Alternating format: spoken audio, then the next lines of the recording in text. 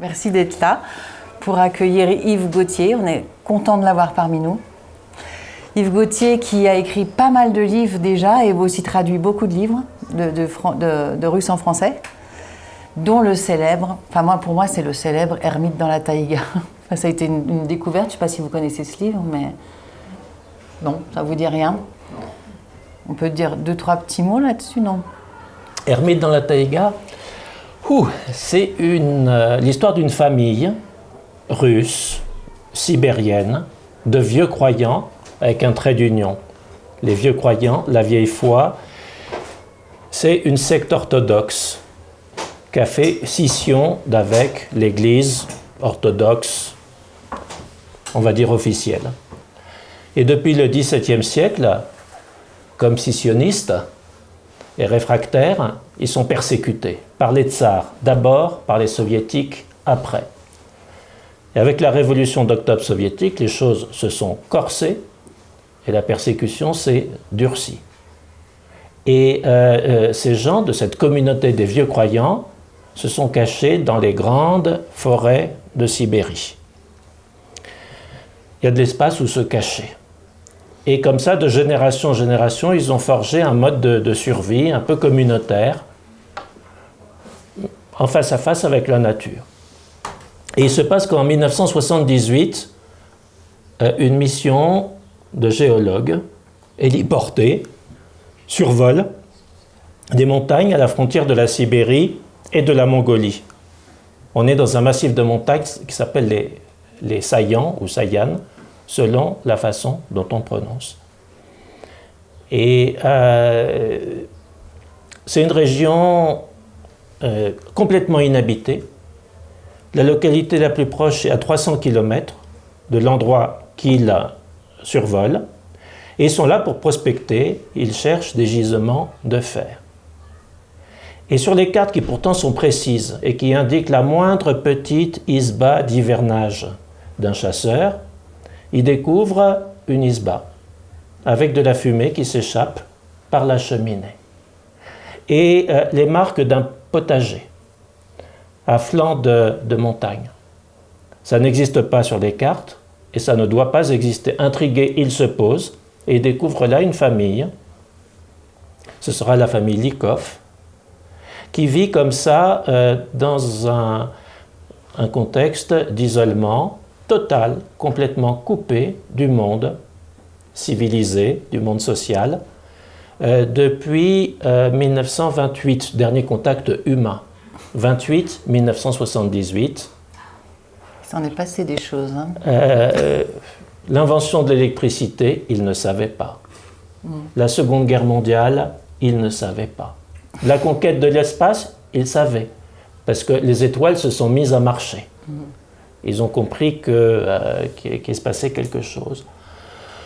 Et beaucoup d'émotions, parce que le grand reporter russe, Vassili Peskov, qui, par suite de cette histoire, est allé les voir, et qu'on a tiré un grand récit, dont nous parle Lorraine, Ermite dans la taïga. C'est le titre de ce récit. Beaucoup d'émotions donc, parce qu'en découvrant cette famille, il a l'impression d'ouvrir une malle dans un grenier qui n'aurait pas été ouverte depuis le XVIIe siècle, mais au lieu d'en sortir des guenilles, il a vu en sortir de vrais gens.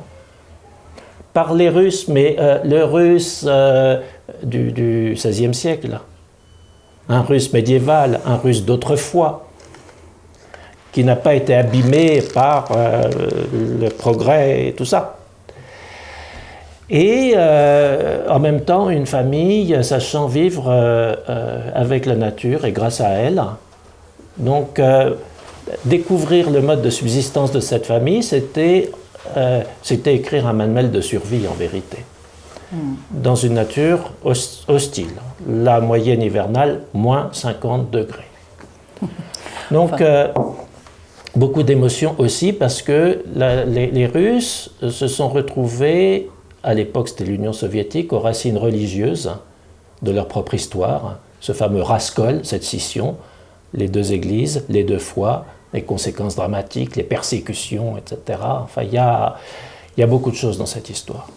Enfin, c'était une belle découverte de ces naufragés dans la nature, mais là, il y a un autre naufragé dont on va découvrir aujourd'hui l'histoire, c'est Gaston, et lui, c'est un naufragé dans un autre monde, un volontaire. Par contre, les autres étaient volontaires. Donc Gaston, moi, je vais commencer peut-être par... peut-être, vous allez expliquer quand même en 2-3 mots comment... vous parlez russe, évidemment, puisque vous avez traduit ces textes, vous avez vécu là-bas. À l'époque, quelle époque? Alors, j'ai vécu là-bas de 1980 à 1991 et ensuite de 1996 à 2007. Je veux dire, vécu, je ne parle pas des séjours de quelques semaines ou quelques mois que j'ai fait entre-temps. Donc, c'est un morceau de ma vie, je suis tombé dedans, je ne sais pas pourquoi. C'est la photo russe, qui est une langue, qui est une langue divine. Et à partir du moment où j'ai commencé, collégien, lycéen, à faire du russe, cette langue, elle ne m'a pas demandé mon avis, quoi. Et donc, le temps passant, j'ai, sans l'avoir vraiment voulu, j'ai découvert un beau jour qu'un livre traduit, 2 livres traduits, 5 livres traduits, il a bien fallu que je me rende à cette évidence que j'étais traducteur. Et j'ai fait mon coming out, je me suis dit, je suis traducteur. Et puis parfois, il y a une frustration dans les livres qu'on traduit, c'est que les livres qu'on trouve à traduire ne disent pas tout de ce qu'on a là. Alors à ce moment-là, on écrit. C'est comme ça que je suis passé de la traduction à l'écriture, non pas pour dire poussez-vous, j'arrive, je prends ma plume, non, pas du tout. C'était parce que, en fait, c'est le même travail. On est passeur, on raconte ce qu'on a vu. Et vous vous êtes marié aussi, parce que là, je vais commencer par lire ça, parce que j'adore le portrait que vous faites de votre belle-mère, qui pour moi représente vraiment toute l'image qu'on peut se faire de la Russie Et c'est comme ça que vous avez rencontré Gaston aussi, c'est le lien. Donc je vais lire ce petit passage. Zinaïda Afanassievna. Ce n'était pas son vrai nom. La rebaptiser n'est pas la flétrir. Je le fais avec tendresse et sans intention retorse. Elle aimait et mariait la prose et la poésie, le russe et l'ukrainien, les livres et le cinéma, le franc-parler et les convenances, la ville et la campagne, le lard et le vin mousseux, la musique et la science. Conteuse née, elle élevait ses propos en narration. Un souvenir de petite fille, la recette du beurre au village, le récit d'une journée de travail, une émotion, une souffrance, une rencontre, tout prenait des couleurs dans sa bouche. En ces temps d'avant Internet, elle écrivait des lettres pleines d'images et de mots. Souvent, les lire la pressaient de dire les choses en vers. Elle savait jouer de la guitare à 7 cordes, celle des tziganes et du peuple chanteur, piloter des motos, conduire des voitures, toutes choses qu'elle faisait hardiment ou qu'elle avait faites autrefois. Elle chantait pour un oui ou pour un non, en s'accompagnant de cuillères à percussion, de ce qui lui tombait sous la main, tapette à mouche, chausse-pied, brosse à habits. Et sa voix éraillée montait en tournant. Elle n'imitait pas le cristal, c'était plutôt un échevellement, un débridement, une envolée. On ne demandait au son que 3 choses, d'être libre, gracieux et de faire du bien à l'âme. Dans une égale mesure, ils avaient le droit d'être tristes ou joyeux. Il fallait avoir du cœur au ventre dans cette ville soviétique du cru pour qu'un Français fût son gendre, moi. Voilà Zinaïda qui traverse le marché pour se rendre au travail. Au beau milieu des étals de pommes, elle tombe sur une dame de la poste qui travaille pour la censure. Ou une dame de la censure qui travaille pour la poste, je n'ai jamais bien compris. Oh Zinaïda Afanassievna, vous avez encore du courrier des Français. C'est qu'ils grandissent vos petits-enfants. Et jolies les photos, en couleur, un régal, avec un mot gentil de leurs parents en plus. Passez donc au bureau que je vous donne ça. Vous gagnerez 8 jours, pas la peine de recoller les enveloppes, hein? On verra aussi pour ma couronne et pour mon plombage, là. Ce qu'ayant dit en plein marché, elle ouvre grand la bouche, car Zinaïda Afanassievna, stomato de métier, tenait la ville par les dents.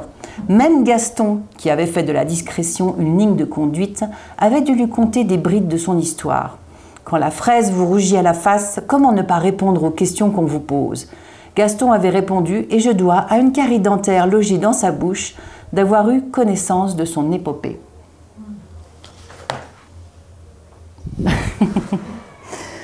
Donc, elle vous a parlé de ce Gaston. Mais je vais commencer par dire deux choses. D'abord, ça fait drôle de s'entendre. Oui. Et la deuxième, ou plutôt la première, une note un peu lyrique comme ça, je suis très heureux d'être là. Merci beaucoup Lorraine. C'est nous qui sommes heureux de vous recevoir. Je suis heureux et puis je suis touché. Et en même temps, bon, le livre vient de sortir, c'est la première fois que j'en parle. Si vous voyez ma main qui tremble, c'est pas Parkinson. Donc, c'est l'émotion. Ben oui. Mais nous, on est tous contents aussi de découvrir Gaston à travers vous. Et donc, c'est quand même c'est votre belle-mère qui vous en parle la première. Oui. Oui, ça... Et ça m'a tout de suite intrigué parce que, comment vous dire, quand on débarquait de... Bon, moi, j'étais un petit Français. Et j'avais, comme ça, j'étais né dans ma petite province, Poitevine, j'avais grandi dans ma petite banlieue parisienne. Mais le fait de se trouver, la faute à la langue russe, et à cette idée aussi, bon, j'étais jeune, je voulais apprendre les langues, je faisais de l'anglais, du russe, du chinois, et puis... en apprenant les langues, je voulais voir la terre entière. Et j'ai commencé par ce pays qui m'a empêché d'aller plus loin. Mais ce que je veux dire, c'est que le choc social, humain, peut-être beaucoup plus à cette époque qu'aujourd'hui, était vraiment considérable. Du point de vue culturel, quotidien et autres. Les repères qui sont ceux d'un jeune Européen, français, occidental, quand on se retrouve parachuté dans cet univers, tout est différent. Il y a la langue, les codes sociaux, les lois des relations humaines,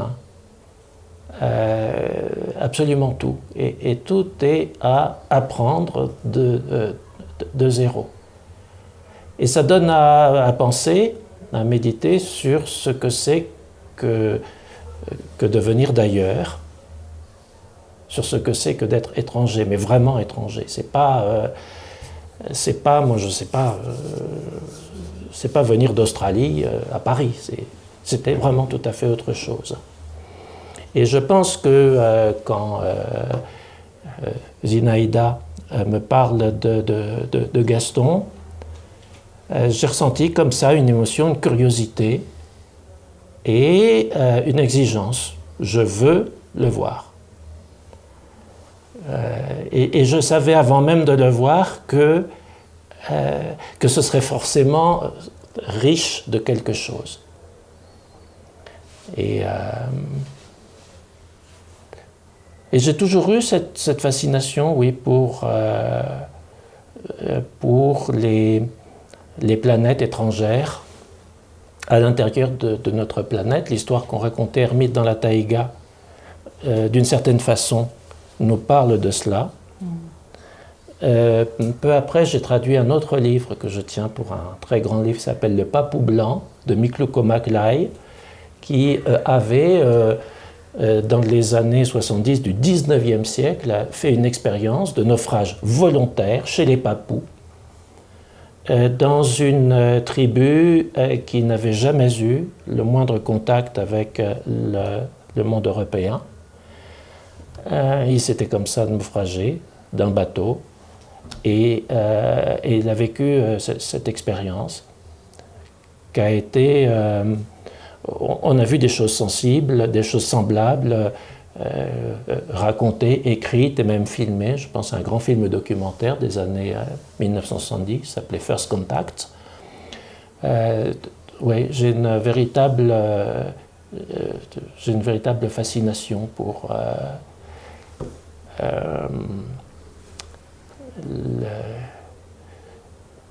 ces étonnants, ces étranges étrangers, ces étonnants voyageurs, comme disait l'autre, comme disait Baudelaire. Et tout de suite, j'ai senti que Gaston s'inscrivait dans cette grande intrigue. On va en savoir un peu plus sur Gaston.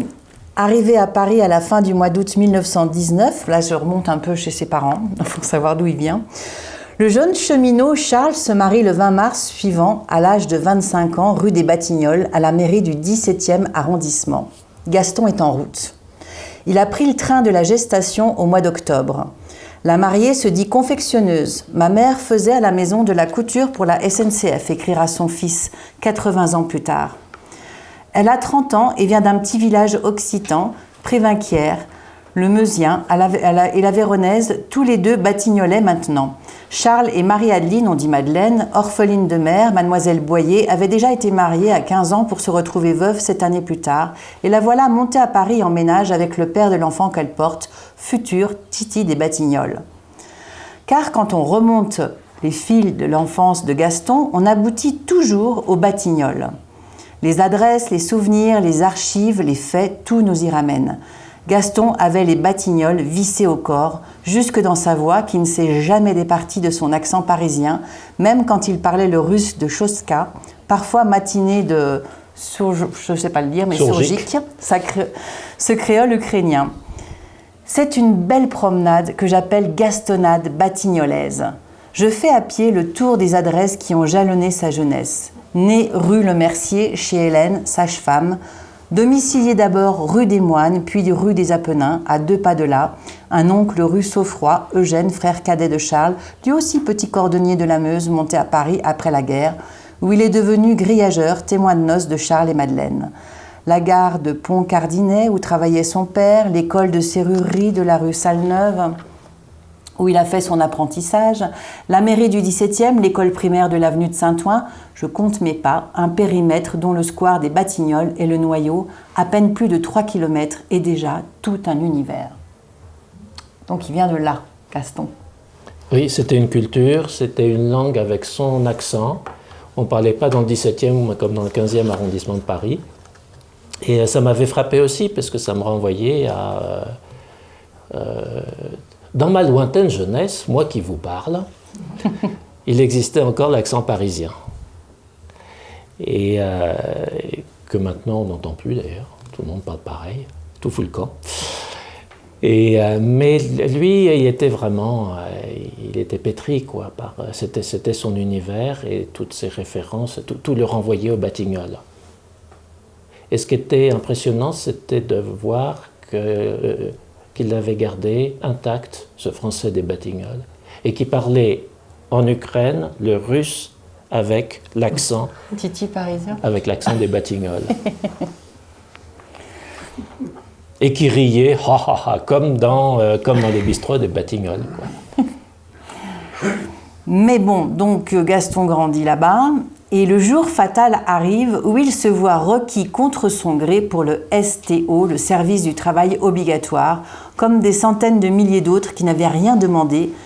Gaston s'en expliquera comme suit. En 1943, les accords entre le maréchal Pétain et avec le Premier ministre Laval ont été signés, ce qui signifiait que pour 2 ans, tous les Français, hommes et femmes de 17 à 50 ans, devaient aller travailler en Allemagne. En échange, notre pays était occupé seulement sur la moitié de son territoire.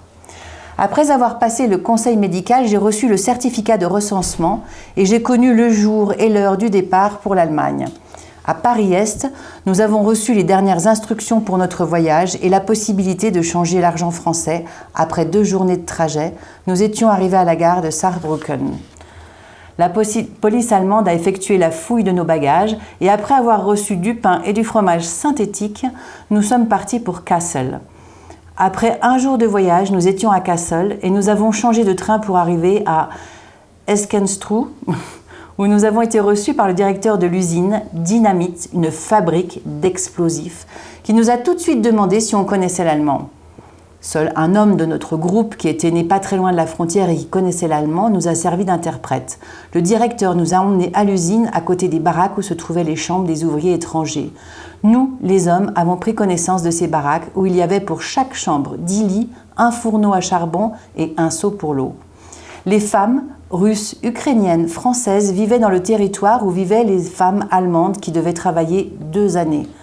Après avoir mis nos bagages dans les chambres, nous sommes passés au réfectoire où nous avons reçu la nourriture, 100 grammes de pain pour une journée de travail de 12 heures, la soupe avec choux, betteraves, pommes de terre, une fois par semaine, le sucre et 50 grammes de graisse par semaine étaient des produits chimiques. Le travail se faisait en 2 équipes de 12 heures. Le dimanche était férié pour le ménage et la lessive et les douches. On ne recevait pas de salaire, on recevait des vêtements, chaussures pour 6 mois. Pas de radio, la poste ne marchait pas ou mal. La seule raison de notre présence, c'était de travailler. Et malgré ça, il fait une rencontre. Je ne sais pas si vous avez lu ou si vous avez souvenir d'un grand livre de mon point de vue, de François Cavana, qui s'appelait Les Ruskov. Oui. Et Gaston a connu la même histoire. Cavana avait Maria, qu'il a perdue, et dont d'ailleurs j'ai retrouvé la trace. Mais c'est une autre histoire. Gaston aura Louba. Ces camps étaient très durs. On était vraiment dans un duel permanent contre la faim qu'on avait au ventre. Il y avait beaucoup de maladies, beaucoup de morts, c'était vraiment très dur, mais il y avait l'amour. Et c'est comme ça que Gaston rencontre Louba. Et d'une certaine façon, c'est le début de son histoire.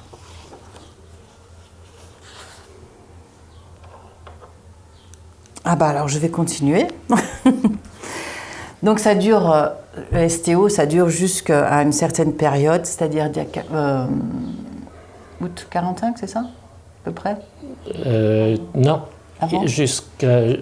Ils sont libérés le 30 mars 1945. Oui. Donc les Américains arrivent. Qu'allait-on devenir dans une pagaille pareille? Français, Belges et Hollandais seraient mis en attente de rapatriement sous protection américaine. Les OST seraient placés dans un camp de transit, peut-être, et l'armée rouge se chargerait du reste. Pour l'instant, les Soviétiques étaient encore loin de Berlin.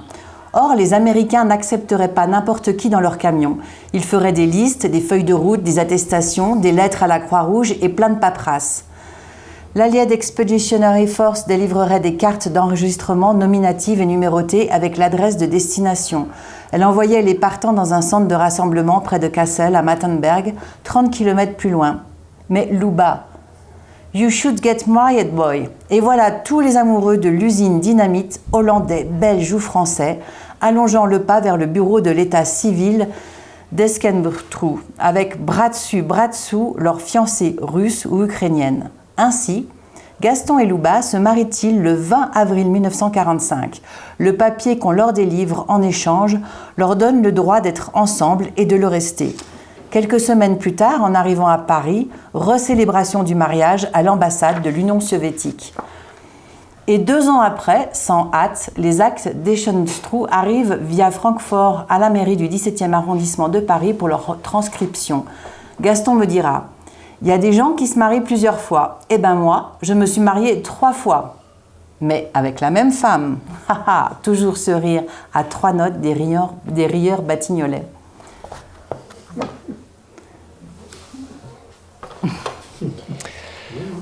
Je raconte la suite. On peut dire que c'est vraiment cette décision qui change tout, quoi, qui fait tout basculer. Oui. Mais je vais anticiper un peu parce qu'on peut dire, ah là là, Louba, il l'a épousée, voilà qu'il l'amène à Paris, et là, c'est à Paris que leur vient l'idée d'aller voir en Ukraine ce qui se passe. Louba, elle était la cadette d'une fratrie de 7 enfants, ce qui n'est pas rien. Et on n'avait aucun moyen de savoir ce que sa famille était devenue. C'était ça quand même le moteur de sa motivation pour le retour en Ukraine. C'était ça, savoir. Et vous avez déjà entrevu la suite de l'histoire. Gaston arrive à Chostka, donc en Ukraine, avec Luba. Et une fois là-bas, eh bien, il s'avère qu'il n'y a pas de retour possible. Quand il va à la gare pour acheter les billets, on lui dit « Jeune homme, ici les trains ne roulent que dans un seul sens, c'est vers l'Est. » Et là, Gaston a compris qu'il était piégé.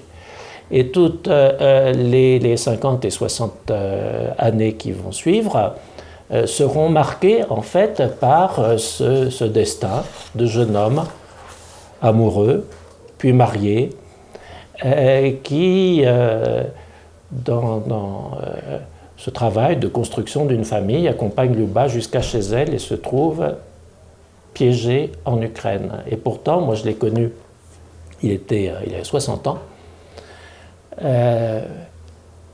il restait un homme amoureux. Et dans le contexte russe, soviétique, c'était quand même assez dur. C'était dur. La vie était dure.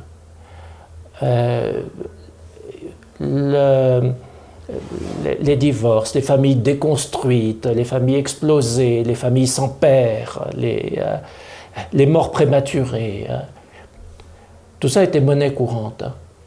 Et finalement, des gens heureux, on en voyait peu ou pas. Et Gaston, ça m'a tout de suite marqué, il appartenait à cette catégorie rare des gens heureux, et des gens heureux en famille. Et il appartenait à cette catégorie encore plus rare des hommes vieux et amoureux, ou vieux mais amoureux.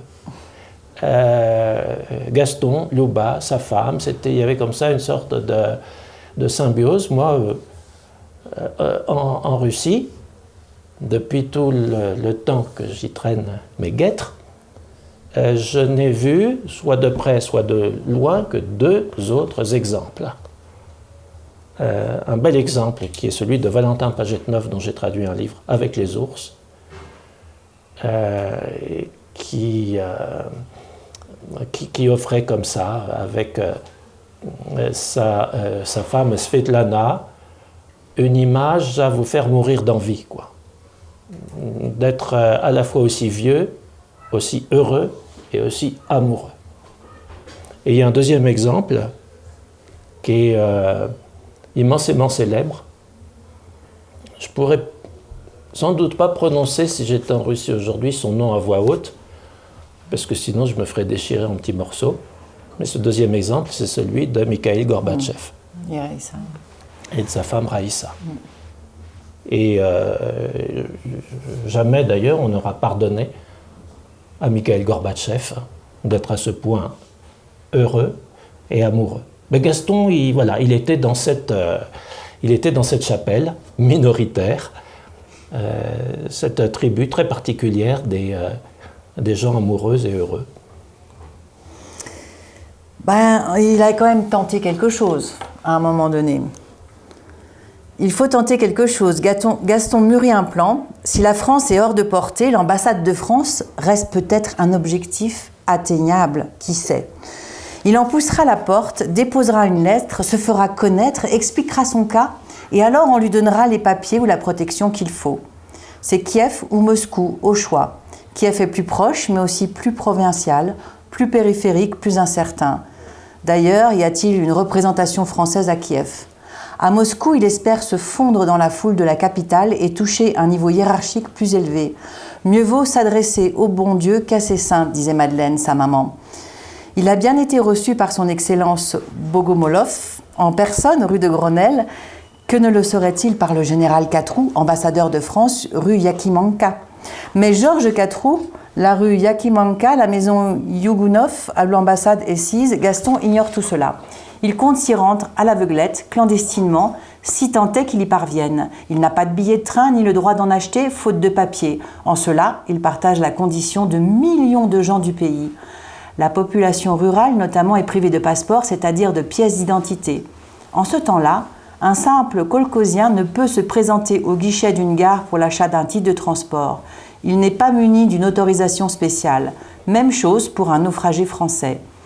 Il n'y a qu'une solution, voyager en lièvre, comme dit l'expression russe en hommage à l'agilité de l'animal qui saute en marche, bondit, accélère, virevolte et détale. Il voyagera sur le toit d'un wagon. Il existe tout un folklore associé à ces chevauchées ferroviaires en un temps où le commun des mortels n'avait pas d'accès légal aux voitures de passagers. Des hommes célèbres ont pu s'enorgueillir d'être passés par là. Un futur président de la Fédération de Russie, alors étudiant à l'Institut Polytechnique de l'Oural, a consacré ses vacances d'été à découvrir ainsi son pays. La plupart du temps, je voyageais sur le toit des wagons, mais aussi dans les soufflets, sur les marchepieds ou encore dans des camions. Plus d'une fois, bien sûr, la milice m'a fait descendre. « Où vas-tu comme ça ?» Je répondais que voilà, j'allais chez ma grand-mère, disons à Simferopol. Dans quelle rue habite-t-elle ? Je savais que dans toute ville, il y avait forcément une rue Lénine. Ça, c'est un témoignage de Boris Eltsine, qui a été président de la Russie, comme les plus vieux d'entre vous s'en souviennent, et qui avait fait comme ça un été à cheval sur des toits de wagons. Et c'est comme ça que Gaston va tenter un voyage à Moscou. Il va trouver l'ambassade. Il va atteindre l'ambassade, mais à 100 mètres de l'ambassade, 2 hommes en civil l'approchent, le tiennent par les coudes et l'emmènent pour un interrogatoire difficile. On lui demande pourquoi, qui il est, etc. Et il répond qui il est, d'où il vient. Les services se renseignent, la réponse vient de Chostka, que oui, il y a un Français à Chostka, qu'il est passé on ne sait pas où, et pour cause. Et donc, manu militari, on remet Gaston dans un train. C'était pas difficile parce que les chemins de fer à l'époque de Staline étaient militarisés. Ils étaient gérés par l'armée, si vous préférez. Et on le met de force dans le train avec, pour consigne donnée au chef de wagon, de le faire descendre à Chostka. Et là, à Chostka, il est cueilli par les tchékistes, les gens du NKVD, l'ancêtre du KGB. Et là, il est assigné à résidence. L'obligation lui est signifiée de venir pointer tous les mois au commissariat du NKVD. Et Chostka, pour cette raison-là, va devenir... c'était son lieu de naufrage et ça deviendra sa prison. Il y a une chose étrange quand même, c'est que, bon, c'est un destin tragique, mais d'une certaine façon, il y avait chez Gaston ce pouvoir de prendre les choses du bon côté. Dans la vie, il ne faut pas s'en faire, ça c'est Maurice Chevalier, il avait toujours cette chanson à la bouche. Je le décris un peu plus loin dans le livre comme le jardinier de sa bonne humeur, c'est exactement ça. Il cultivait cette image, il se construisait comme ça un personnage, le personnage du Titi qu'il avait été, toujours insouciant de tout, prendre les choses du bon côté, par où qu'elles viennent, et tout s'arrangera, et ceci et cela. J'ai jamais su si c'était le personnage qu'il était vraiment ou ce personnage qu'il s'était construit comme une réponse à l'adversité qui le frappait. Et il y a une autre réalité qui m'a beaucoup gêné dans l'écriture de ce livre. C'est que pour cette raison, autour de Gaston, dans sa biographie, il n'y a jamais de méchants. Alors moi, j'aurais voulu qu'il y ait des méchants autour de Gaston, parce que c'est plus facile d'écrire une histoire quand il y a des méchants. C'est Gaston aux prises avec les méchants, et qui finit avec le temps par l'emporter sur les méchants, par vaincre les méchants. Donc ça donne à l'histoire un souffle, une dramaturgie, et on n'a plus qu'à se laisser porter par la lutte du bon Gaston contre les méchants pour produire et écrire une belle histoire, quoi, qui captive l'attention. Or là, quand on regarde, il n'y a pas de méchants autour de Gaston. C'était un petit peu... ça tenait à cette personnalité qu'il était vraiment, mais en même temps qu'il cultivait en lui. Le mal n'était pas dans les gens. Quelque part, il aimait beaucoup les gens. Et il était immensément aimé des gens pour ce qu'il était. Le mal était dans le système.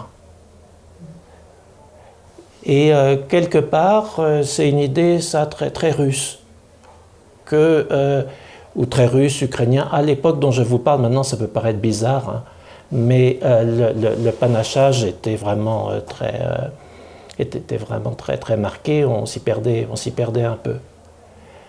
Mais donc c'était une idée très russe. Les gens en Russie sont fantastiques. L'âme russe a quelque chose à voir avec ça. Mais ce système qui fait marcher les gens à la schlag, lui, est exécrable. Gaston est une belle illustration finalement de cette vérité historique. En fait, il n'a jamais été dans la victimisation non plus. Il s'est adapté. Il a compris aussi qu'il ne fallait pas faire trop de vagues pour être tranquille. Oui, et puis il s'est réalisé aussi, je ne sais pas si vous avez prévu, Lorraine, d'en parler un peu, mais... je ne vais pas tout dire non plus. Hein. Il était ouvrier, il était tourneur sur métaux, et c'est un tourneur sur métaux remarquable. Et donc d'être dans son usine, devant son tour à métaux, était aussi une façon de s'exprimer. Et il a travaillé à développer son usine. Il s'est fait respecter pour ça. Il avait vraiment... il y a des gens qui ont une guitare dans les doigts. Lui, il avait le tour à métaux dans la peau.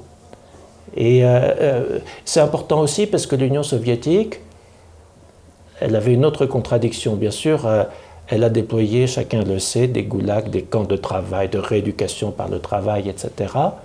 Donc, elle a fait, avec un peuple de travailleurs, elle a fait des forçats.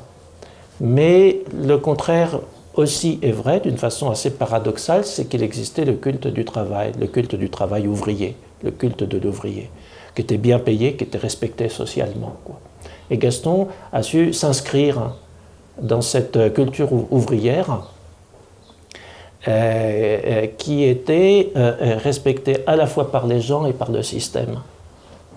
Et ça a conditionné son mode, sa stratégie de survie.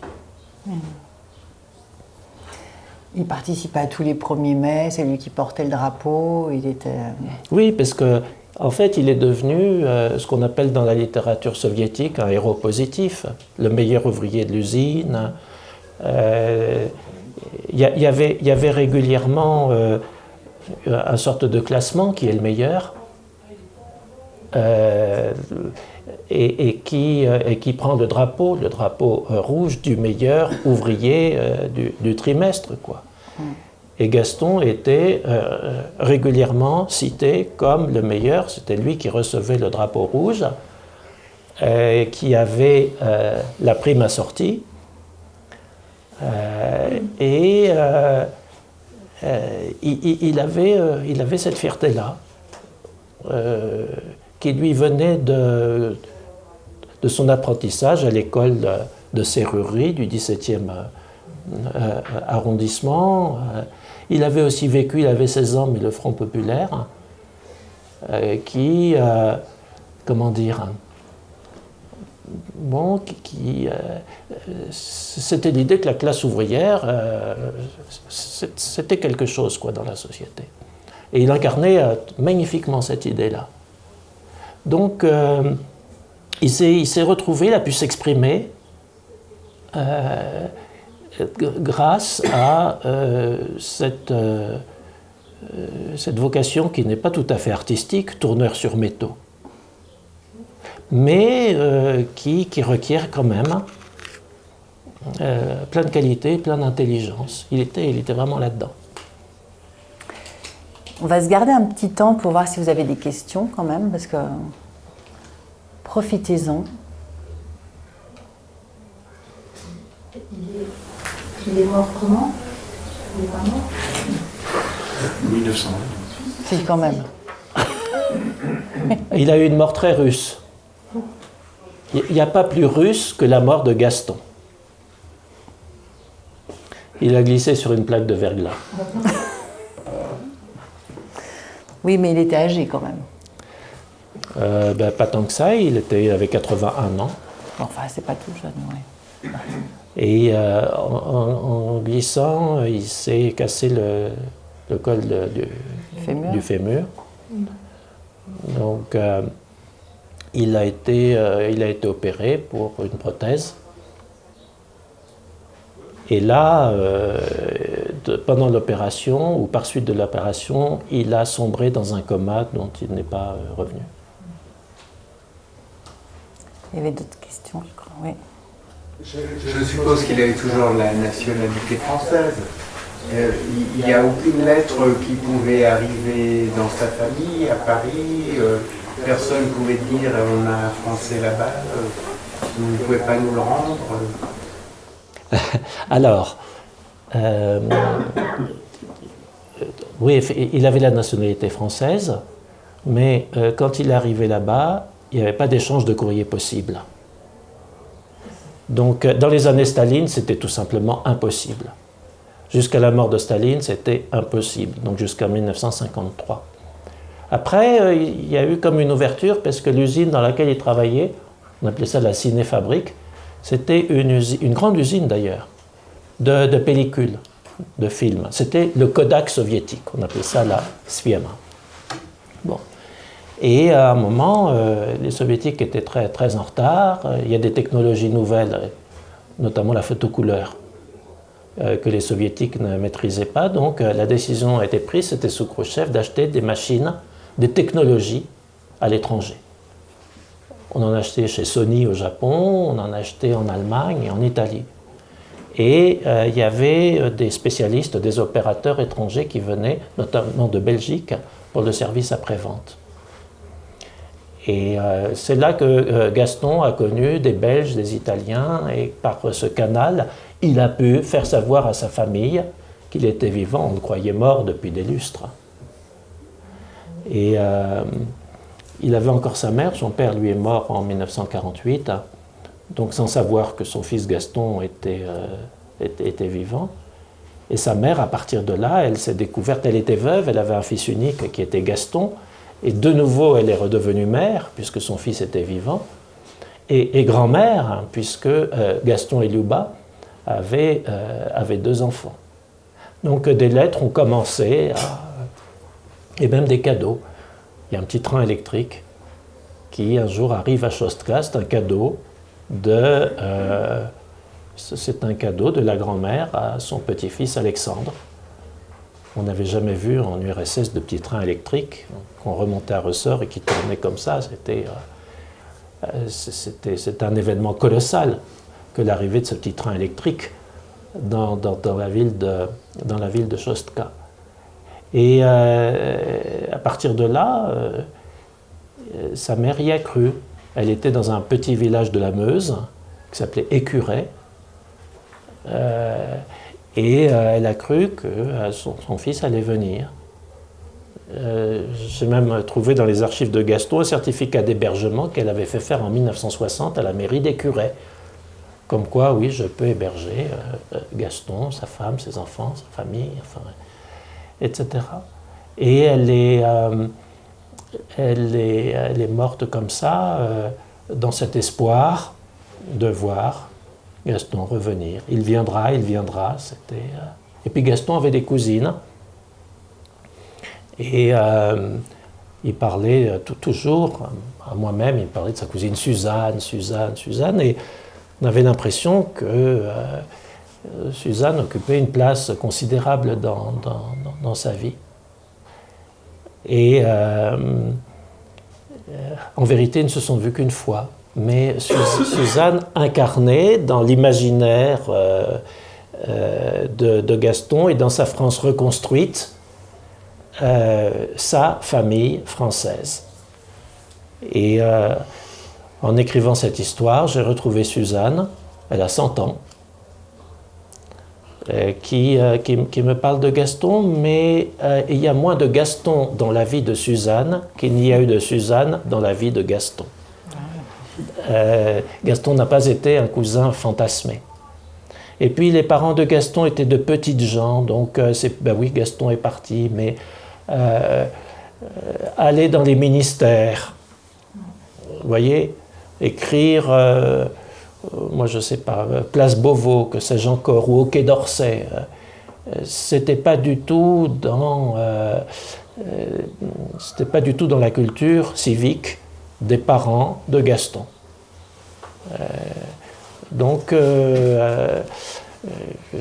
voilà, on a imposé à Gaston, après quelque temps, la citoyenneté soviétique, donc il est devenu soviétique, et c'est seulement au soir de sa vie que Gaston prend du papier, un stylo, et écrit une belle lettre au consulat de France à Saint-Pétersbourg, parce que son fils était de Saint-Pétersbourg, et dans ses vieux jours, Gaston et Liuba sont allés vivre auprès de leur fils à Saint-Pétersbourg. Et là, voilà le consul de France qui reçoit ce courrier, « Je m'appelle Gaston Thivet », et qui découvre à travers cette lettre, une belle lettre d'ailleurs, le résumé de la vie de Gaston. Et ça m'avait beaucoup intrigué parce qu'un jour que je présentais un livre qui s'appelait « Souvenez-vous du gelé », à Paris, dans le 5e arrondissement, après la présentation, il y a un petit cocktail au buffet avec des chips, et puis voilà.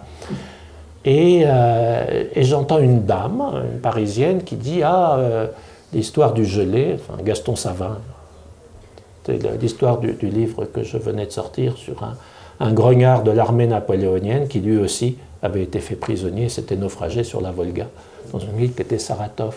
Et cette femme dit « Ah, mais l'histoire de Nicolas Savin me rappelle l'histoire de Gaston Thivet ».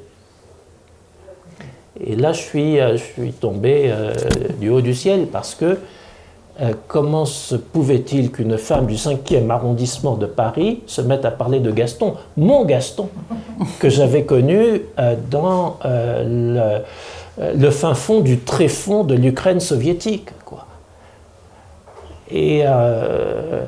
Et donc je m'approche d'elle, et c'était la femme, Inès Kelchevski, du consul de France à Saint-Pétersbourg, et qui avait eu souvenir de cette lettre. Et le consul de France à Saint-Pétersbourg, quand il a reçu cette lettre, il s'est demandé ce qu'il allait en faire, parce que voilà un homme qui raconte sa vie, mais qui ne se plaint de rien. Il ne demande rien.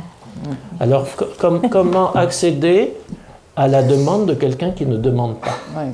Mais c'était comme ça une façon symbolique de renouer avec son pays. Et Kelchevski, Alexandre Kelchevski, le consul, il a eu une bonne idée. Il a vu que si Gaston recouvrait sa nationalité française, ça n'a pas été difficile. Il suffit de prendre les extraits de naissance et le tribunal d'instance, il statue là-dessus. En 3 mois, c'était plié. Et qu'il est inscrit dans les registres comme étranger du consulat de France, il a droit à une indemnité, une allocation.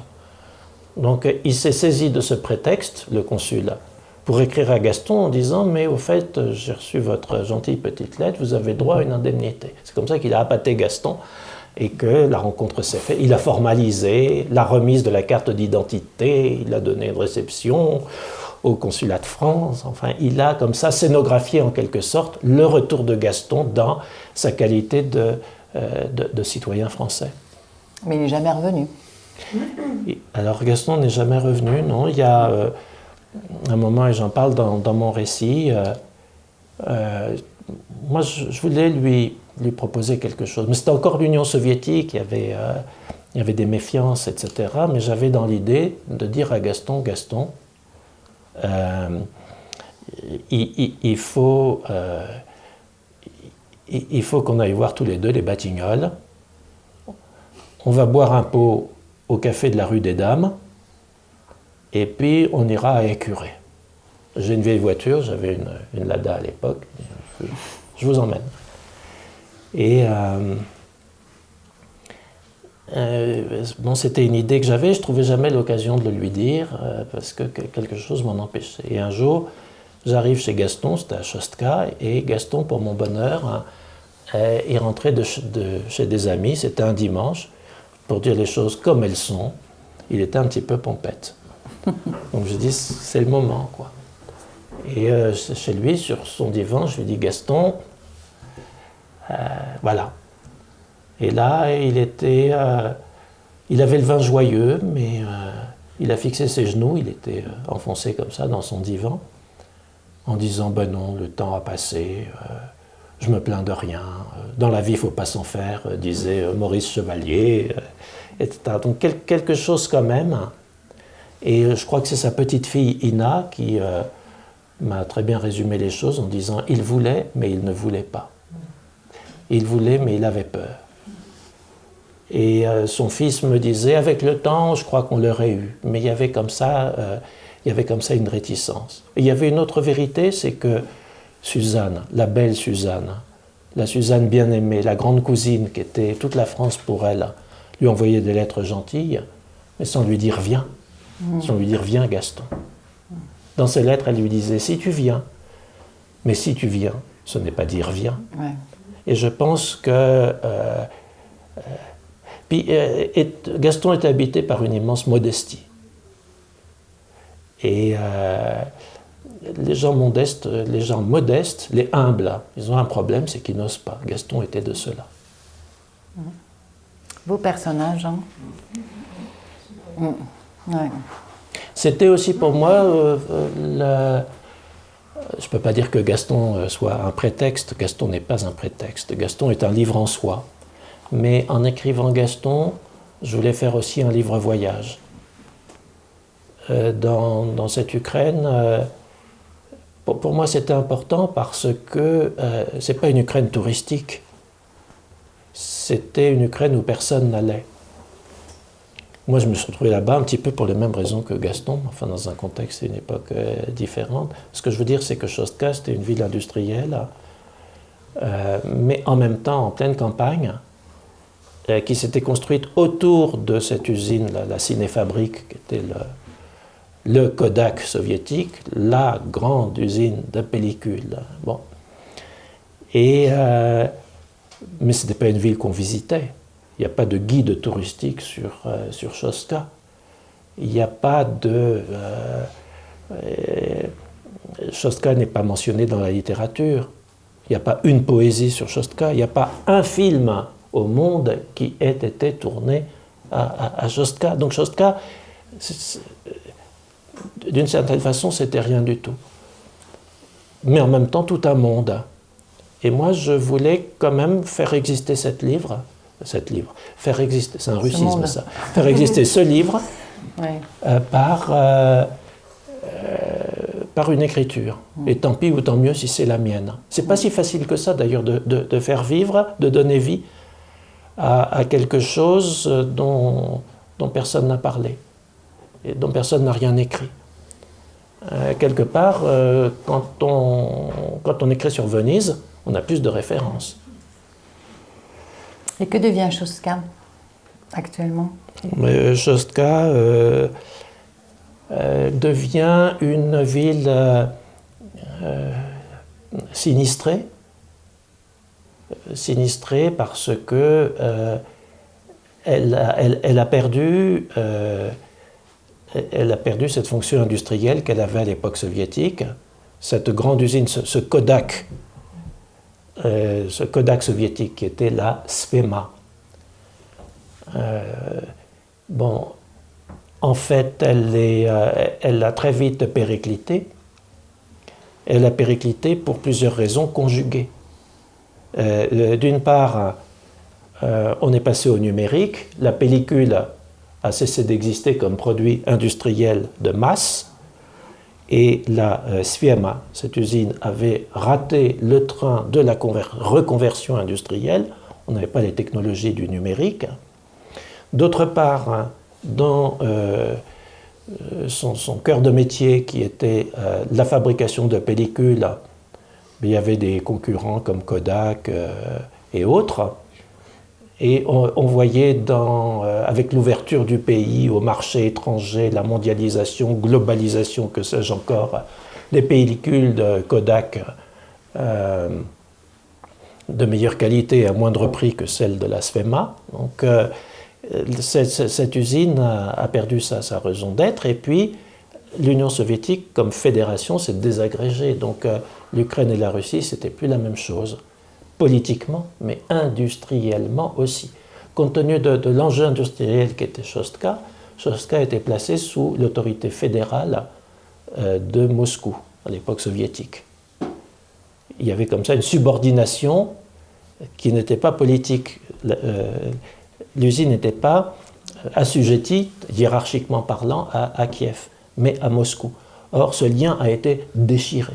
Donc tous ces facteurs se conjuguant, ont fait que Shostka a cessé d'être une ville industrielle importante et elle vit, comme on peut le voir dans ces régions sinistrées charbonnières du nord de la France, quand on a fermé les mines, une ville qui vit de son souvenir de grandeur industrielle, un petit peu comme ça nostalgique.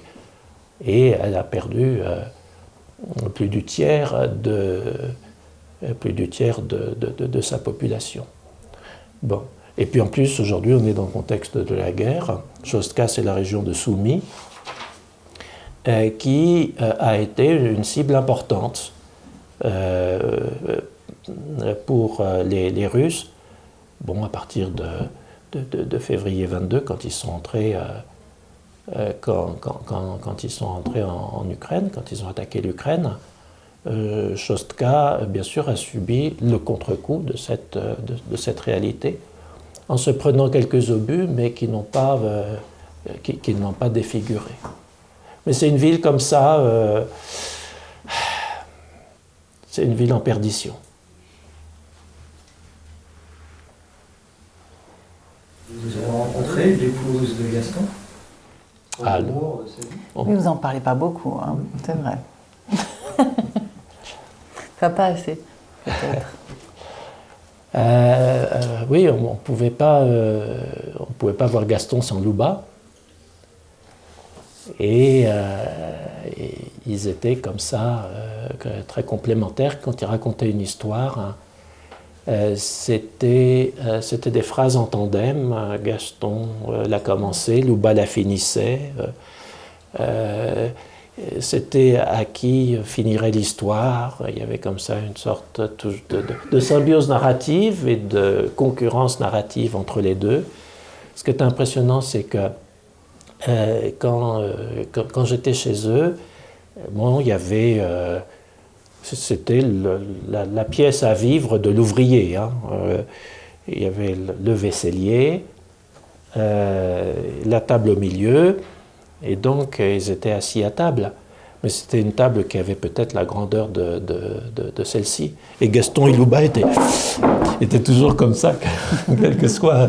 Ils avaient comme ça cette forme de symbiose. Et en même temps, autant Gaston avait très bonne presse dans toutes les bouches de Shostka, autant Louba était sujette parfois à médisance, peut-être un petit peu jalousée, parce qu'une femme heureuse, franchement, une femme heureuse dans la Shostka soviétique, c'est indécent, quoi. Et ça faisait jaser. D'une certaine façon, mais là on est dans une matière un peu un peu subtil et qui, je crois, n'appartient qu'à Gaston. Mais d'une certaine façon, soyons un peu méchants. Allez, il n'y a pas de méchants dans mon livre, soyons un peu méchants. C'était un petit peu de sa faute à Liuba. Parce qu'elle connaissait son pays, elle était née dedans. Et dans les camps de travail, les filles qui travaillaient s'inquiétaient même de l'approche des soviétiques. Tout en l'espérant. Hein. Les soviétiques arrivaient, l'armée rouge, on serait libérés, on rejoindrait les nôtres, etc., etc. Mais en même temps, on savait que le fait d'avoir travaillé pour les Allemands, dans la logique stalinienne, était punissable. Donc, on s'inquiétait et on avait grandi dans les années Staline. La fameuse Maria de François Cavana, dont je parlais, qui est l'héroïne des Ruskov, pourquoi est-ce que Cavana n'a jamais retrouvé sa Maria? Parce que, bon, ils ont été séparés d'une façon dramatique au moment de l'arrivée des Alliés, des Russes, de l'armée rouge, des Américains, etc., en Allemagne. Et d'une façon comme ça, accidentelle, ils ont été séparés, ne se sont jamais retrouvés, mais qu'une fois en Union soviétique, Maria Tatarchenko, elle a été déportée au Kazakhstan. C'était soit la Sibérie, soit le Kazakhstan. Pour elle, le Kazakhstan. Donc les requêtes faites par Cavana pour s'inquiéter du sort de sa Maria ne pouvaient aboutir. Elle était frappée d'une peine d'exil au Kazakhstan. D'autres Gastons ont connu une histoire semblable. J'en fais état à un moment dans le livre, mais sans avoir réussi, d'une part, à préserver l'amour, ce bel amour que j'essaie peut-être un petit peu comme ça maladroitement, mais de vous dire qu'il était absolument unique et qu'il était impressionnant. Donc on n'a pas des exemples comme ça. Et puis d'autre part, pas d'intégration sociale dans la machine soviétique aussi édifiante que Gaston. Donc, ben voilà. Je veux savoir, Gaston, il est décédé avant sa femme ou après? Alors Gaston est décédé après sa femme. Et comment elle a vécu du coup, le décès de sa femme qui vivait tout positivement d'une certaine manière? Ah, ça a été... c'est une note un peu triste. Comme je vous l'ai dit, Alexandre, leur fils, voyant le naufrage, décidément on parle beaucoup de naufrage aujourd'hui, c'est un mot qu'on a prononcé beaucoup de fois, mais voyant le naufrage de Chostka, parce que la ville qui vivait comme ça de son industrie s'est retrouvée sans rien, mais vraiment sans rien. Gaston m'écrivait des lettres me disant « il n'y a même pas de planche pour faire les cercueils ». Et bon, ce sont des témoignages que j'ai reçus sous forme épistolaire. Parfois Gaston s'excuse d'un long silence en me disant « mais c'est parce qu'il n'y a pas de papier, il n'y a pas d'enveloppe, il n'y a pas de timbre, je ne peux pas écrire, faute de papier pour écrire, quoi. » Donc, voyant cela, Alexandre, lui, le fils de Gaston, lui, il a fait une très belle carrière dans l'industrie chimique à Leningrad, devenu Saint-Pétersbourg. Mais très belle carrière, il est devenu directeur d'usine. Et donc, il avait les moyens, donc il a pris ses parents pour les mettre à l'abri. Et il est arrivé, Liuba a été frappé une fois à Saint-Pétersbourg, du même syndrome qu'à Paris en août 1945. Une fois à Saint-Pétersbourg, elle a voulu revenir à Chostka. Et quand les petits-enfants de Chostka sont venus leur rendre visite à Saint-Pétersbourg, puis ils sont repartis 15 jours plus tard, Liuba a dit « Je fais le voyage avec vous, je veux voir les tombes de mes sœurs, je veux voir les copines, la tombe de ma mère, je veux voir la maison, et après je reviendrai. » Mais une fois arrivée à Chostka, elle est arrivée pour y mourir. Et une fois arrivée à Chostka, elle s'est donc laissée mourir. Et ça a duré 7 mois. Et très vite, elle a été prise d'une congestion cérébrale. Et quand Gaston l'appelait en lui disant « Reviens, prends un billet, etc., un billet de train, reviens à Saint-Pétersbourg », Louba se défilait, au point de ne pas vouloir prendre Gaston au téléphone. Sa petite fille me dit « Mais c'est étonnant, je les ai toujours connus ensemble, parlant l'un pour l'autre et respirant d'un même cœur. » Et pour un peu, ils se seraient disputés au téléphone. Louba voulait mourir à Chostka. Donc il y a une sorte comme ça d'attirance assez fatidique de Louba pour Chostka. Et quand Louba est décédé, eh bien, son fils est allé aux obsèques sans en dire un mot à son père. Il n'imaginait pas qu'on puisse dire à son père « Maman est morte ». Il y est allé, il a laissé un peu le temps travailler pour lui, peut-être un petit peu lâchement, et puis il a dit à Gaston que voilà. Et Gaston était un octogénaire en pleine forme. Le temps n'avait pas prise sur lui, m'a dit Alexandre. Moi, d'une manière un petit peu comme ça, subtile, je pense que la mort de Gaston nous raconte que... bon, il n'a pas choisi de mourir, il n'a pas choisi de mourir comme ça, mais oui, la mort a quelque chose à voir avec la douleur d'être sans elle. Moi, j'ai une question par rapport au fait, quand ils sont partis de Paris à Chostka, est-ce qu'ils avaient discuté tous les deux parce que vous dites que Louba était très attaché à sa ville d'origine. Mais du coup, peut-être que même s'il n'y avait pas eu ces problèmes politiques, il serait resté à Chostka, quoi. Est-ce que Gaston, il comptait revenir... parce que vous dites que c'était un voyage de fiançailles, mais est-ce qu'il comptait vraiment revenir à Paris ou alors il comptait s'installer là-bas et pouvoir bouger librement? Enfin, c'était quoi qui était prévu? Alors moi, je vais vous dire, j'ai cru longtemps que le voyage était ce que vous dites. C'est-à-dire on y va et on verra. Et qu'il y avait chez Gaston une passion amoureuse et une curiosité tout court. Surtout que, bon, maintenant, on sait ce qu'est devenu l'URSS, donc on a beau jeu d'en parler. Mais l'URSS, en 1945, c'était Stalingrad. Hein, ils nous ont gagné la guerre. C'était pas... bon. Et je pense que Gaston était là-dedans. Mais en revanche, quand j'en parle aujourd'hui à Alexandre, son fils, ou à Ina, sa petite fille, ils sont formels. Ils me disent non, jamais papa pour Alexandre, jamais mon grand-père pour Ina n'a accepté au fond de lui cette situation. Donc il a fait contre mauvaise fortune bon cœur, il a construit une famille, il a vécu un amour, il a vécu une passion professionnelle, il a su, mais il renfermait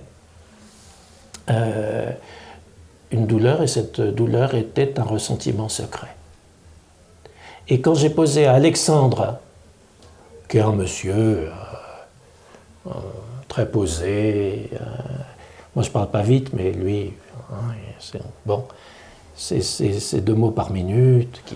Quand j'ai posé à Alexandre cette question que vous posez avec les mêmes mots, tout de suite il a bondi, il a dit mais très vite, hein, que des billes d'un pistolet mitrailleur, il a dit non, jamais papa n'a pu accepter. Au fond de lui, il y avait, au fond de lui, il y avait cette douleur. Donc c'est une situation peut-être un petit peu effectivement ambiguë. Et en même temps, c'est une belle illustration ce que c'est que bon, vous savez, il y a des marins comme ça qu'on finit sur des îles en Océanie ou ailleurs. C'est un cas particulier, mais je pense aussi que c'est une tragédie. Il y a de l'universalité dans le destin de Gaston. C'est aussi un petit peu l'histoire d'Ulysse, quoi. C'est un roman qui a 3000 ans, mais c'est l'Odyssée, c'est l'histoire d'un homme qui n'en finit pas de rentrer de la guerre. Et Gaston me fait penser un petit peu à ça. C'est un personnage, allez, on va dire les grands mots, c'est un personnage homérique, ou homérien, je ne sais pas comment on dit. Et juste une dernière question. Quand il a été assigné à résidence, c'était pendant combien de temps? Parce qu'au bout d'un moment, vous dites qu'il est parti à Saint-Pétersbourg, donc il avait le droit de bouger. Ah oui, alors attends. Il est assigné à résidence. Là, on est, je pense, au printemps 46. Ah oui, donc c'était très tôt. On est au printemps 46. Donc, je pense que dans la légende familiale, bon, il s'est passé que il a été très malade. Il a eu, comment on appelle ça, la fièvre typhoïde. Il a failli y passer et c'est une bouteille de vodka qu'il a remis d'aplomb en tuant le virus. L'antivirus, ouais. Alors que c'est une histoire, Gaston me l'a raconté 1000 fois. Hein. Ah oui, de l'eau de vie, c'est le cas de le dire. Et puis son fils, lui, me parle d'un verre d'alcool pur. Parce qu'à l'usine, toujours la fameuse cinéfabrique, on avait de l'alcool, parce que c'est un composant de la fabrication de pellicules à cette époque-là, et notamment de l'alcool pur. Donc il y en avait dans toutes les maisons. Donc il a avalé un verre d'alcool pur, parce que le voyant mourir, sa belle-mère, Daria, la maman de Liuba, aurait fait venir un prêtre. Et le prêtre, en lui accordant la dernière onction, aurait ordonné qu'on lui donne un verre à boire parce qu'on ne sait jamais quoi. Donc, il a descendu un verre d'alcool pur. Moi, Gaston me disait un bocal. Je dis pourquoi? Il dit parce que ça tue le virus. À l'époque, c'était le début du sida. Je me disais, bon, si j'ai le sida... Mais cette histoire-là, je l'ai entendu raconter 1000 fois, mais c'était toujours dans le rire, quoi. Bon. Puis selon une autre version, c'était un voisin. Enfin bon, bref. Et quand on l'a remis d'aplomb, à ce moment-là, les tchéquistes, comme on dit, les gens du NKVD, donc devenus le KGB, se sont demandé qu'est-ce qu'on en fait de ce Français, quoi. Ils ont décidé de le placer à l'usine.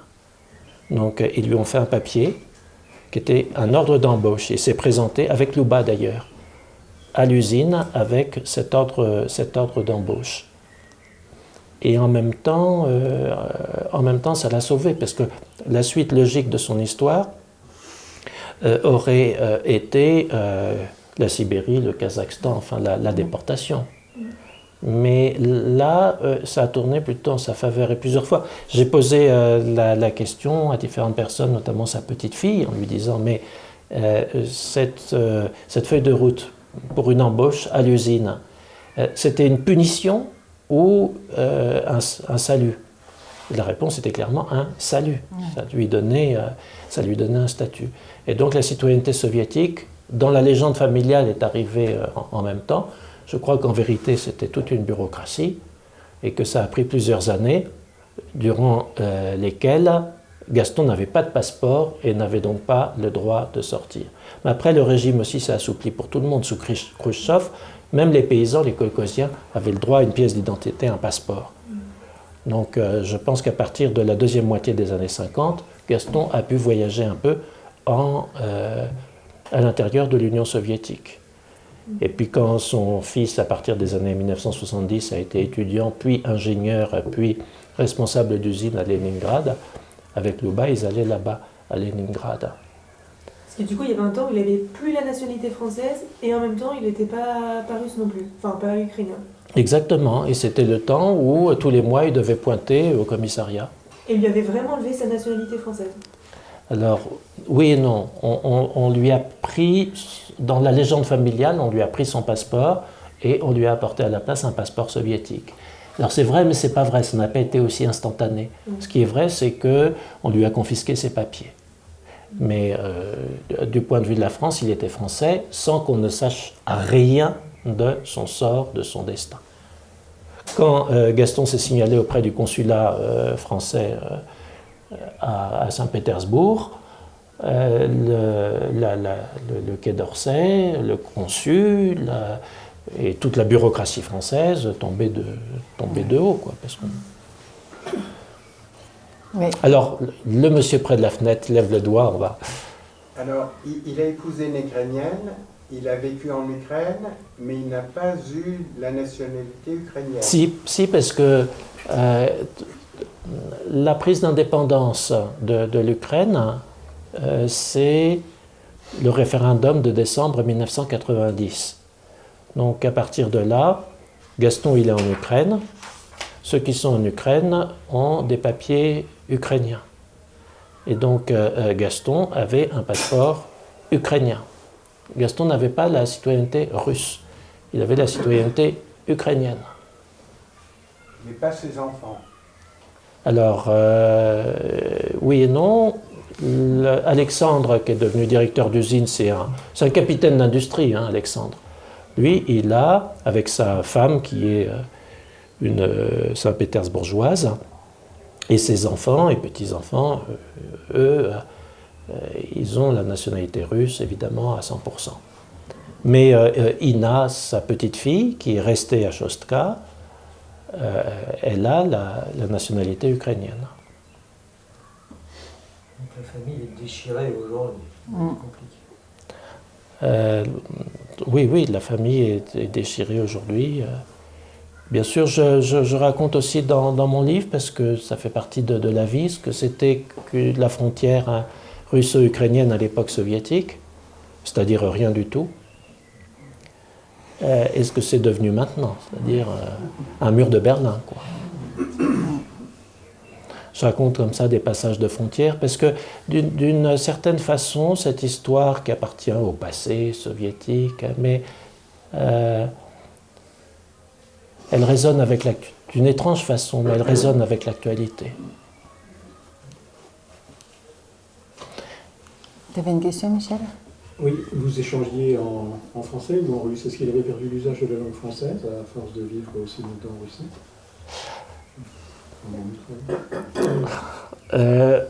Alors on échangeait en français. Il n'avait pas perdu l'usage du français, qu'il entretenait en chantant Mistinguett et Maurice Chevalier et Joséphine Baker. J'ai deux amours, mon pays et Paris, ça c'était la chanson de Joséphine, mais lui, il l'avait reforgé à sa façon, il disait, c'est intéressant d'ailleurs, il disait « J'ai deux amours, mon pays c'est Paris ». Bon. Et toujours, quand il était à l'usine devant son tour à métaux, il chantait Maurice Chevalier, Joséphine, Mistinguett. Il avait une préférence pour Mistinguett. Mais donc tout le répertoire y passait, et il avait comme ça cette façon de cultiver. Moi, quand je l'ai eu au téléphone,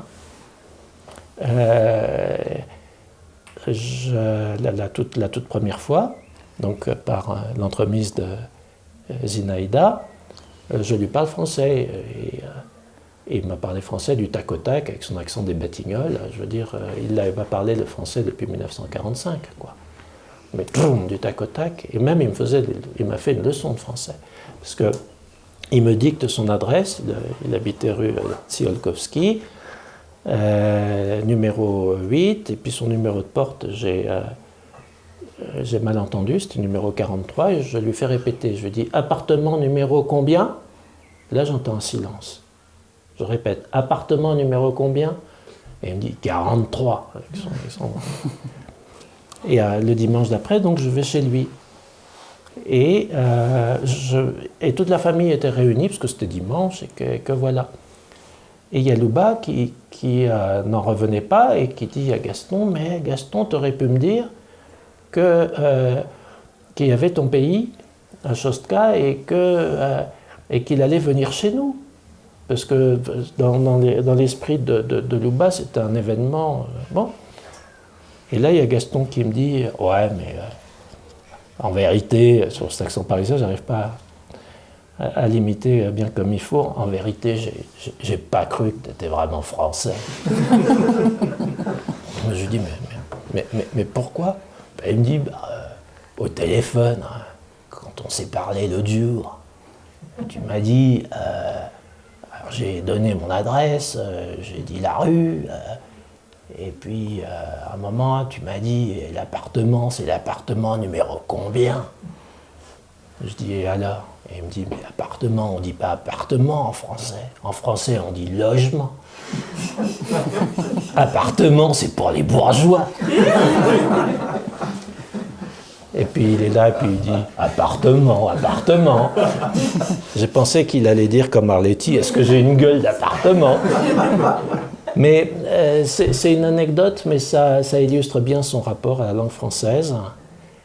Qu'il avait gardé parce que c'était une façon d'être, il le dit d'ailleurs, hein, ne pas oublier qui je suis. C'était une façon d'être soi. Et de même, son ukrainien, c'est assez, son ukrainien, la langue, Louis le russe qui parlait, parce que c'était une ville russophone. Mais en même temps dans la campagne ukrainienne. Et russophone, la ville l'était du fait de son industrialisation et donc de la présence de Moscou au travers de cette industrialisation. Mais il y avait quand même un petit peu de patois ukrainien. Enfin bon, et il parlait cette langue un peu bizarre qui était du russo-ukrainien batignolisé. C'est un phénomène linguistique vraiment particulier. Il était tout à fait à l'aise, mais c'est un jeu de massacre. Du point de vue des lois de la grammaire, c'est un jeu de massacre total. Et la phonétique était celle du Paris des Batignolles, quoi. Il parlait... ah non, ça, et ces lettres qu'il m'envoyait, qui sont des lettres en français que j'ai gardées religieusement, sont même impressionnantes, quoi, parce que il a commencé son école d'apprentissage dans les Batignolles, il avait 13 ans, quoi. Il avait 13 ans, il avait son certif, et puis c'est tout.